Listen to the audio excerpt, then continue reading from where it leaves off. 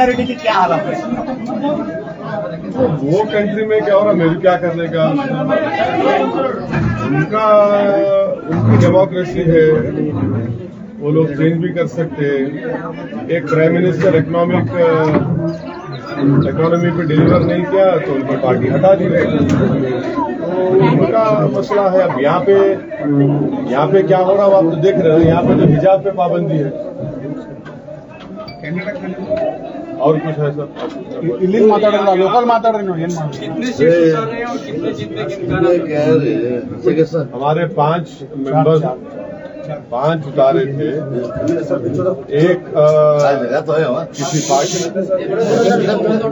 किसी पार्टी के दबाव में आके विड्रॉ करे, तो अभी 4 कैंडिडेट हमारे हैं और इसके लिए कैंपेन करने के लिए मैं आया हूँ। हमारा पोजीशन अच्छा है और मुझे यकीन है कि इंशाल्लाह उन 4 वार्ड की आवाम हमको अपने वोट से कामयाब करेंगी और हमारे काफी कैंपेन भी चल रहा है हमारे कैंडिडेट्स का और अच्छा रिस्पॉन्स है। सर, जो यहाँ के विधायक हैं उन्होंने भी कहा है कि बीजेपी की एक ऐसी टीम तैयार हुई है, अगर बीजेपी के पूरे कैंडिडेट जीतते हैं तो कॉर्पोरेशन पे भगवा ध्वजा लहराएगा। वो उन्हें ये बताना है कि बीजेपी में करप्शन इतना क्यों बढ़ गया, करप्शन इतना बढ़ने क्या वजह है। ऐसे कई लोग बोल रहे हैं कि इतना परसेंटेज बीजेपी ले रही है, गवर्नमेंट ले रही करप्शन में, उसके बारे में उनको बोलना चाहिए। एम्प्लॉयमेंट के बारे में उनको बोलना चाहिए।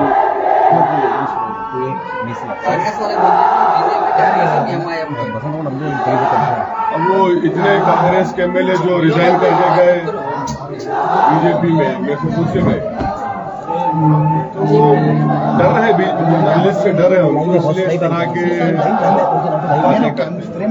हर बार ऐसा क्यों होता है कि बीजेपी को प्लस क्यों हो जाता है आप आने से? कहाँ पे हुआ भाई? देखिए अभी बीजापुर में लास्ट टाइम कहाँ पे हुआ प्लस? लास्ट टाइम 2 दिन पहले वो ऐसा बोलते हैं। आप बोलो ना, आप सवाल करें तो आप बोलना। हर बार ऐसा प्लस हुआ? ऐसा बोलते हैं, ऐसा नहीं, हमारा आरोप नहीं है। आपका आरोप नहीं है तो ऐसे सवाल नहीं करना। आपको सवाल करें तो आप जर्नलिस्ट है, हाँ सर। कौन से अखबार के आप? Cycle express. हाँ, साइकिल एक्सप्रेस। तो आपको बैक करो, आप खाली कोई बोले ऐसा नहीं करना। आप अगर सवाल कर रहे हैं तो पूछो मेरे से कहाँ पे हुआ। हर बार बोलते हैं सब। हर बार भाई रोड पे खड़े एक दीवाना बोलता हूँ, मैं सबसे अक्लमंद आदमी हूँ। रोड पे दीवाना बोलता खड़े रहकर सबसे अक्लमंद मैं ही हूँ, उसको अक्लमंद मान लेते क्या? बोलो आप। सर, और एक यहाँ के विधायक ने कहा है कि मुसलमानों का रिजर्वेशन निकालना चाहिए। यही तो बीजेपी का असल प्रोग्राम है। ये जो सबका साथ सबका विकास नहीं है, नो भारत से, पूरे मुल्क से सेकुलरिज्म छोड़िए, बल्कि जो डाइवर्सिटी है और इक्वल अपॉर्चुनिटी है उसको उन्होंने खत्म करना चाह रहे हैं। बीजेपी का असली चेहरा है। सर शशि थरूर स्टेटमेंट क्या जो ब्रिटेन में जो ऐसा होता है एक माइनॉरिटी के आदमी प्रधानमंत्री बन सकता है, तो हिंदुस्तान में क्यों नहीं बन सकता? स्टेटमेंट दिया। मैं तो बोला कि इंशाल्लाह मेरी जिंदगी में या मेरी जिंदगी के बाद एक हिजाब पहनने वाली बच्ची भारत की प्राइम मिनिस्टर बनेंगी। तो बोला हुआ बात। सर, कर्नाटक में एमआईएम कितनी मजबूत है? आने वाले एमएलए इलेक्शन को लेकर क्या मनसूबाबंदी है? नहीं, इलेक्शन लड़ना एक पॉलिटिकल पार्टी का काम है और हम इलेक्शन लड़ेंगे। तो जिस तरह आपने यूपी में बहुत ज्यादा सीटें बिठाई थी, कर्नाटक में भी इलेक्शन लड़ना है ना, पॉलिटिकल पार्टी का काम। हम तो कोई एनजीओ नहीं है, हमारा काम इलेक्शन लड़ना है। इलेक्शन लड़ेंगे और उस ताल्लुक से जब फैसला होना है, पर इलेक्शन लड़ेंगे। क्या लड़ेंगे, कितने लड़ेंगे, वो हम सब बैठ के डिस्कस करके बात करके फैसला लेंगे। सर, और एक यहाँ के विधायक जो हैं बार बार दोहराते रहते हैं कि मुसलमान पाकिस्तान चले जाएं, इस पर आपका क्या? नहीं, उनको क्या बोलेंगे? हम तो पाकिस्तान का नाम भी नहीं लेते, हम तो नाम भी नहीं लेते, उन्हीं लेते नाम। वो इतनी मोहब्बत क्यों है उनको मालूम, मेरे को नहीं मालूम। हम तो लेते भी नहीं नाम पाकिस्तान का, हम तो नहीं मालूम वो क्यों बोल रहे हैं। शायद उनको भारत के प्रधानमंत्री नरेंद्र मोदी बोले होंगे कैसा बोलते रहो तुम, इसलिए बोल रहे होंगे। सर, आपकी फैन फॉलोइंग ज्यादा है, बड़ी तादाद में लोग आपको देखने के लिए जहाँ जहाँ जाने आते हैं, लेकिन बावजूद इसके वो वोटिंग में कन्वर्ट होती नजर नहीं आती। इसकी वजह क्या सर? जमीनी सतह पर एमआईएम का वहाँ काम नहीं हुआ होता क्या है? वजह तो जरूर होंगी, और उसका मैं इनकार नहीं कर सकता हूँ, वजह होंगी और इंशाल्लाह हम अपनी कमजोरियों को दूर करने का काम कर रहे हैं और कामयाबी मिलेंगी जरूर। मगर ये बोलना कि कामयाबी नहीं मिल रही हम खामोश बैठ जाएंगे, ऐसा तो नहीं बैठेंगे। हम अपनी कोशिश को, मेहनत को जारी रखेंगे और इंशाअल्लाह ताला जरूर कामयाबी मिलेंगी। ये जो नौजवान जो हमारे साथ है यही कल इंशाअल्लाह ताला लीडर बनेंगे और उनके मुस्तकबिल के लिए हम ये लड़ाई लड़ रहे हैं और इंशाअल्लाह वो खुद इस जिम्मेदारी को आगे लेके बढ़ेंगे। सर जेडीएस के साथ मिलाकर हाँ, आने वाले असेंबली इलेक्शंस में जेडीएस के साथ आपका कोलैबोरेशन रहेगा क्या? देखिए लास्ट टाइम ऐसा हुआ था, लास्ट टाइम हम इलेक्शन नहीं लड़ने का फैसला ले लिए थे। उसके बाद जेडीएस के कुमारस्वामी हमारे चीफ मिनिस्टर को जाके मिले, फिर मेरे को बोला गया, मैं जाके उनके लिए कैंपेन करके आया। अब ऐसा नहीं हो सकता, वो अपना काम करेंगे, हम अपना काम करेंगे। सर स्टेट में ऐसा भी बात है, बीजेपी का बी टीम एमआईएम आपका पार्टी है ऐसा बोलते हैं सर, कांग्रेस लोग बोलते हैं सर, क्योंकि मुस्लिम वोट डिवाइड करने के लिए एमआईएम में वो उसका लाभ क्या बीजेपी को जाता है। मेरे को कांग्रेस से सर्टिफिकेट लेने की जरूरत नहीं है, ना किसी पॉलिटिकल पार्टी सर्टिफिकेट लेने की जरूरत है। मैं अपना काम कर रहा हूँ। अब मैं क्या उनका सर्टिफिकेट ले गले में डाले के घर में लगा दूं क्या? भाई कांग्रेस पार्टी अगर आज इस पोजीशन में है उसका जिम्मेदार कौन है?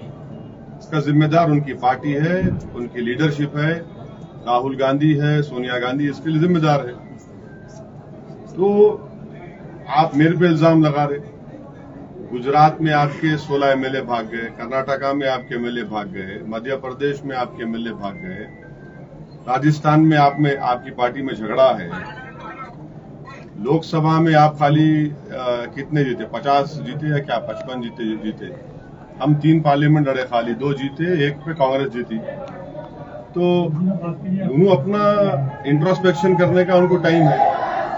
तो उनको ये लगता है कि कोई माइनॉरिटी से वीकर सेक्शन के ताल्लुक से कोई बात ही नहीं करना।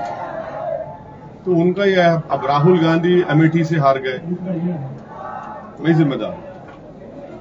उन्होंने जाके वहां से जीते, वायनाड से 30% मुस्लिम माइनॉरिटी है वहां पे। महाराष्ट्र में शिवसेना को सपोर्ट करे, सेक्युलर बोल के लिख के दे दिए। तो ये उनका अपॉर्चुनिस्टिक पॉलिटिक्स उनकी रही है। इसीलिए नरेंद्र मोदी 2 मरतबा देश के प्रधानमंत्री बने। किसकी वजह से बने? कांग्रेस की लीडरशिप की वजह से, कांग्रेस पार्टी की वजह से, मेरी वजह से नहीं। सर भारत जोड़ो यात्रा चल रहा है। सर कांग्रेस का जो भारत जोड़ो चल रहा है उसके इसमें मैं क्या बोलूँ, मेरी क्या इसका आंसर क्या होगा? चले वाकई क्या भारत को जोड़ रहे हैं? नहीं, मेरे को क्या करना है उस बारे में, उनका पार्टी का प्रोग्राम मैं क्या बोलूँ उसमें। नहीं, इसका असर क्या होता है? नहीं, अरे मैं क्या बोल सकता हूँ, किसको कोई भी चल सकता है, अपनी पार्टी का काम कर सकता है, मैं भी अपनी पार्टी का काम सर, करता हूँ। सर ऐसा प्रश्न है सर, असली में उन्होंने भारत जोड़ रहे क्या, ऐसा प्रश्न है। नहीं, उनसे पूछो भाई, मेरे को क्या पूछने का है। मैं अब जाके मैं भी चलने वाला हूँ, चलो मेरे साथ आप भी 1 घंटा चलता हूँ मैं भी, चलो मेरे साथ, मेरे क्या करने का। उन्होंने चलते मैं भी चलता हूँ, सब चलते। वो मेरे क्या मालूम, हर उनके पार्टी का प्रोग्राम है, हमको क्या बोलने का उसमें। सर और हिजाब और हलाल कट की वजह से इधर जो हालात जो बन रहे हैं, इसके लिए आज सर आप क्या कह सकते हैं? कर्नाटक में कर्नाटक हिजाब तो देखिए, सुप्रीम कोर्ट में एक जज तो हिजाब की फेवर जजमेंट दिए, वो बहुत बड़ी बात है। और उन्होंने ये बोले कि हिजाब के ताल्लुक से जो जज साहब फेवर जजमेंट दिए, उन्होंने ये बोले कि मुस्लिम बच्चों को पढ़ना जरूरी है। और उन्होंने यहाँ तक ये बोले कि अगर हिजाब पहन के जा रहे हैं स्कूल में तो कोई बड़ी अच्छी बात है, कोई बुरी बात नहीं है, पहन सकते। तो वो बड़ा पॉजिटिव जजमेंट रहा है। अब वो सुप्रीम कोर्ट में अब chief justice of India decide करेंगे, अलग बेंच बनाएंगे। मगर एक हिजाब के फेवर में तो एक सुप्रीम कोर्ट का एक जजमेंट तो आ गया। सर कर्नाटक सरकार की सर हलाल कट के पास, हाँ, हलाल कट का जोर से चल रहा है, तो दहशत माहौल पैदा हुआ है इधर माइनॉरिटी के। तो वही तो बोल रहा ना, हमारा हिजाब हम बीजेपी की पसंद खतरा है, हलाल गोश्त खतरा है, मुसलमान की दाढ़ी खतरा है, मुसलमान की टोपी खतरा है, मुसलमान का खाना पीना ओढ़ना बिछोना उनको खतरा है। तो बीजेपी जो है मुस्लिम आइडेंटिटी के खिलाफ है। तो हर चीज के उन्होंने खिलाफ है। मगर देश में दिल्ली में प्रधानमंत्री बोलते हैं सबका साथ, सबका विकास, सबका विश्वास, वो सब खाली जबानी बातें हैं, मगर ये जो ग्राउंड पे हो रहा ये हो रहा है।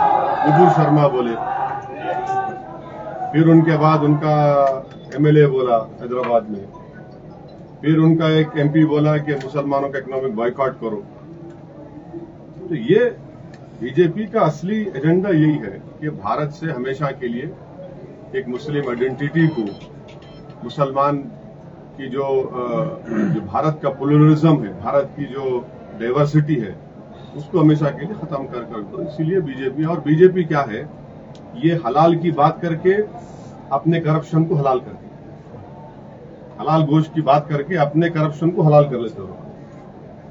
समझे ना मेरी बात, वो हलाल हो जाता, ये हलाल गोश्त हमारा उनको खराब दिखता, करप्शन उनके लिए हलाल है, मगर हम जो गोश्त खा रहे जो उनके लिए वो नहीं गोश्त चेंज करेंगे। अभी इतना कमीशन खा रहे, उतना वीडियोज आए उसके पूरा, एक बेचारा सुसाइड भी कर लिया था, उसको बारे में क्या बोलेंगे। तो हर चीज उनको जो अच्छा लगता हलाल, मुसलमानों की बात हराम, ये बीजेपी का एजेंडा है। सर आने वाले इलेक्शन में एमआईएम से कितने विधायक लड़ेंगे, कितने सीट पर आप? अभी टाइम है ना, अप्रैल में इलेक्शन होता बोल रहे 23 में, तो आपको जवाब देंगे, अभी जल्दी है बस। कर्नाटक में भी मदारिस के सर्वे की बात की जा रही है, आप इसको किस नजरिए से? मैं सर्वेस का खिलाफ था, हूं और रहूंगा। अगर सर्वेस करना है तो पूरे स्कूल्स का करिए, और सर्वेस करने की जरूरत ही नहीं है।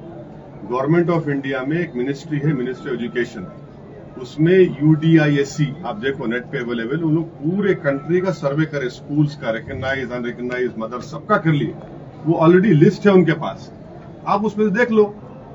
आप सर्वे क्यों करना चाह रहे? खाली एक समुदाय का, एक रिलीजन का सर्वे क्यों कर रहे? आप सबका सर्वे करो। मदरसे का कर रहे तो आप RSS के शिशु मंदिर स्कूल्स का भी करो, मिशनरी स्कूल्स का करो, प्राइवेट स्कूल्स का करो, गवर्नमेंट स्कूल्स का करिए कि गवर्नमेंट स्कूल्स में जो गर्ल्स स्कूल्स है कितने टॉयलेट है, कितने पीने का पानी का इंतजाम है, वो करो आप, वो देखो आप। देश के आवाम को क्या मैसेज देना चाहेंगे, कि क्या पैगाम देना चाहिए? देश के आवाम को पैगाम क्या देना चाहिए? देश के आवाम को ये पैगाम देना चाहेंगे कि आप नफरत को बढ़ने से रोकिए, इस देश की खूबसूरती को समझिए। इस देश की खूबसूरती यहाँ की डाइवर्सिटी है, यहाँ की प्लुरलिज्म है, यहाँ की भाईचारगी है, ये देश की खूबसूरती भी है, ये देश की ताकत भी है। और तीसरी बात ये है कि देशवासियों को सोचना पड़ेगा कि बेरोजगारी इतनी भारत में इतना क्यों बढ़ गई, और सबसे ज्यादा नौजवानों में पूरी दुनिया में बेरोजगार कहीं तो भारत में है। कीमतें इतनी क्यों बढ़ गई हैं, पेट्रोल डीजल। और आखिरी बात यह है, चौथी बात यह है कि चीन हमारी जमीन पे कब्जा करके बैठा हुआ है, डेप्सांग और डेमचाक में। हमारे प्रधानमंत्री कल दिवाली मनाने हमारे सिपाहियों के साथ गए, अच्छा करे, वहां पर एक चीन का नाम नहीं लिया उन्होंने। बोलना था वहां से हम चीन को वार्निंग दे रहे कि डेप्सांग डेमचाक छोड़ दो। चीन जो है 10 किलोमीटर अंदर आ गया है, हम 5 गांव खो दिए, हमारे जो लोग ग्रेजिंग करते थे जानवर को, ग्रेजिंग राइट्स हम खो दिए। हम प्राइम मिनिस्टर से उम्मीद कर रहे थे कि कल वहां गए, अच्छा काम किए, वहां बोलना था चाइना को, मैं यहां से पैगाम दे रहा हूं चाइना को, नहीं बोले प्राइम मिनिस्टर। क्या वजह है नहीं बोलने की सर? अब ये वजह आप पूछना बीजेपी वालों से, उनको दूसरे मुल्क का नाम लेते, चाइना का नाम ही नहीं लेते उन्हें। जैसा अभी आप इतने नाम पूछे ना, कौन है आपके यहाँ पूछे? हाँ, उन्हें बोझ इतना बोले, उनको पूछना आप लोग कि भाई साहब ये चाइना के बारे में आप कब बोलेंगे? चाइना के बारे में बोलो। चाइना हमारे डेप्सांग डेमचाक में वो स्ट्रेटेजिक एरिया है, उस पर चीन कब्जा करके बैठ गया उसके ऊपर।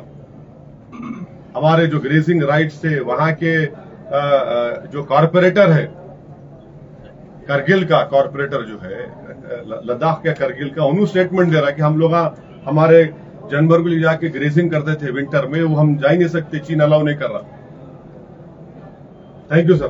Blue Ruby specialist in 1 and 2 gram gold plated jewellery, American diamond, antique art jewellery, अब आपके शहर में राम मंदिर road Bijapur. 1 gram gold shop है हमारी। यहाँ पे हर चीज मिलेगी आपको, लॉन्ग नेकलेसेस पकड़ के शॉर्ट्स, सभी हेड टू टो आपको सभी लेडीज आइटम मिलेंगी, जेंट्स आइटम भी मिलेगा, एडी, एंटी और ऑक्सीडाइज सभी चीजें मिलेंगी। क्वालिटी एकदम A1 है, एज इट इज गोल्ड के जैसा दिखता है। आप हमारे शॉप पे एक बार विजिट करिए, देखिए, आपको सेटिस्फेक्शन मिलेगा। Thank you.